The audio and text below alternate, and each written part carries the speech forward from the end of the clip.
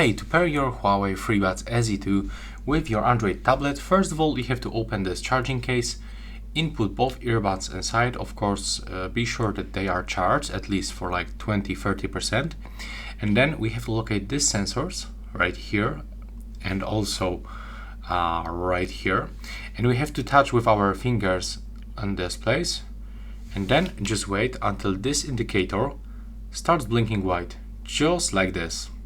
Now we can release, and we have to smoothly go to the settings.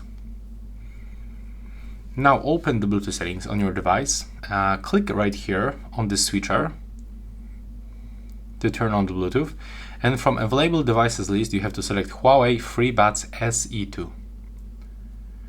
Accept the pairing. There we go, right now we are connected, so we can click OK. And if you want to get the application, the Huawei AI Life, thanks to this application we will be able, let me show you on my private phone, we will be able to basically use the equalizer, gestures, settings, the updates of the software.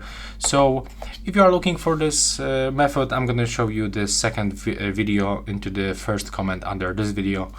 So yeah, and that's all for this video. Bye!